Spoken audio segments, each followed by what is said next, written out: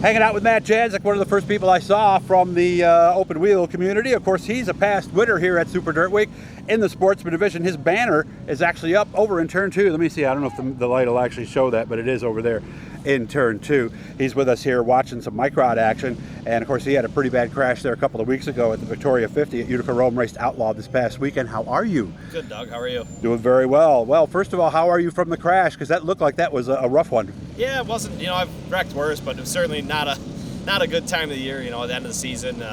Getting ready for Super Dirt Week, and certainly didn't need that to happen, but the car's back together, and we worked in the shop all week. Took a pass for the Outlaw 200 weekend at Fulton, which kind of was a bummer. We had a really good run last year there, and so we passed on that this year just to focus on getting the car ready for Oswego. Okay, so we have a Dirt Legal 358 because you didn't have one, or did you have one all along?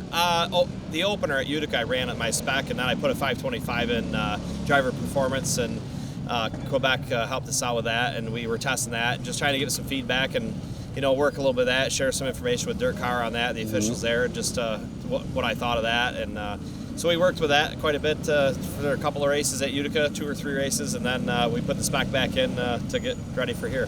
How was it? I mean, what did you learn about the 525? I think it's a super. I'm a huge fan of it. It's the affordability part of it. It's a heck of a lot cheaper than an open spec-headed 358. I don't know if it quite has as much power as a spec head, but I think torque-wise it's good, and I think it races competitively with a spec head for the cost of it.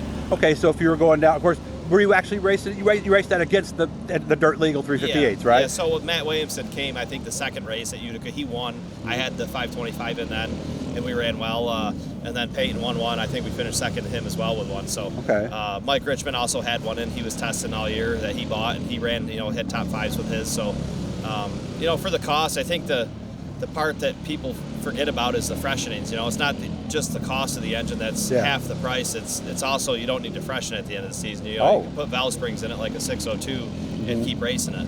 How often? About the same amount of time as the 602? No, every 3, 4, 5 races? No, I don't think so. I mean, we didn't change ours yet because we didn't race it enough. But talking with Tyler Bartlett a little bit on his, we ran ours with not as much of a weight break. I ran at 2375, and that's where I was at. So we ran well with that at that weight, and I think you could get quite a few races. It's got a lot of different valve spring than the 602. It's got like a beehive spring in it, so it's a better spring that's in the 525 than a 602.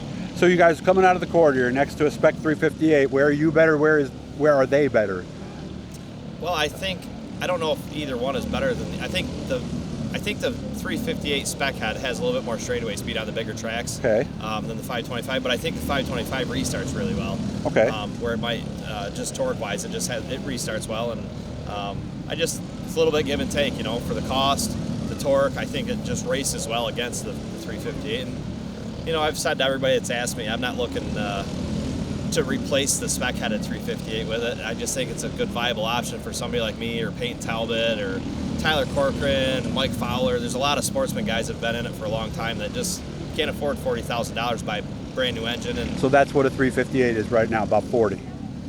You're going to spend between $35,000 and $40,000 to build a new one. And if somebody's selling theirs, there's a reason they're usually selling it. So I just, everybody talks about, you don't have to buy a new one, you can buy a used one. Well, why are you selling the used one? Well, sometimes people get out and they might want a big block, or they might want a big small block, right? It's pretty unusual. Most people hang on to their stuff if it's good. So either technology is better on something and they want to build a different package, or that's usually why they're selling their 358. Okay, all right. Now, what is the cost of the 525?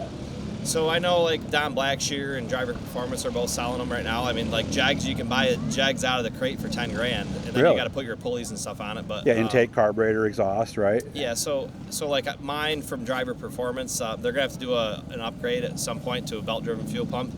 It's like $18,000, and then I think so half. Don Blackshear is selling his for $19,000, but that's with pulleys, fuel pump. Driver sells theirs with exhaust for that price. So there's a little bit different. So just intake and carb. So you basically need the carburetor and a fan, and that's it. Okay, what do we run for a carb? So I run competition carbs. So Bob 650, 750? 650. 650, yep. okay. 650. Same thing that the 358's same run? Same as the spec head. Yep. Same spec header that the 520 or the W16 runs. Okay. So it's all the same stuff. And are you all right? What actually happened in that crash?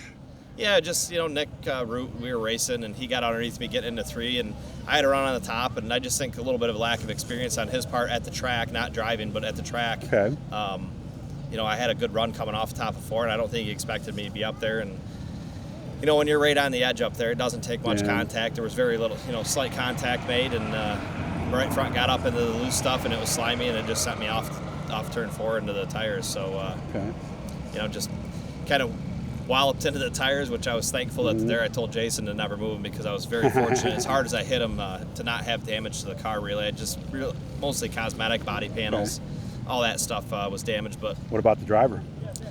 Driver fared well. I got stuck in the car, which was the most frustrating. Yeah, you were part. upside down, right? Yeah, and that's got to be a horrible feeling. Well, it's not a good feeling, especially when you can smell gas. And I've been around the sport long enough, and I've seen, I remember Johnny Scarborough's flip at Fonda, and I was there for that too. Joe Slaviak at Fulton, and technology's certainly gotten a lot better safety-wise, with the vents in the fuel cells, with rollover ball valves in them, and flappers on the lid on the caps, but I could smell fuel, and that makes you nervous. That was a little unnerving to smell fuel, but it was just leaking out of the carburetor from the vent tubes. Okay. So, I'm surprised. At some point, I'm sure DIRTcar will adopt. They make rollover vents for those as well, but I'm sure at some point, if something ever happens, they'll probably look at adding those to our cars too. But I got stuck because something to do with my neck restraint got caught on my seatbelt, and I couldn't move. So once you don't practice unhooking your safety equipment upside down. So the tethers were actually how are you going to do that, right? You usually reach down like here for your tethers, and they were hanging up here upside down. So and you had to pull them up instead of I still had to pull them down, but I just couldn't find them to release them. So you don't Velcro them?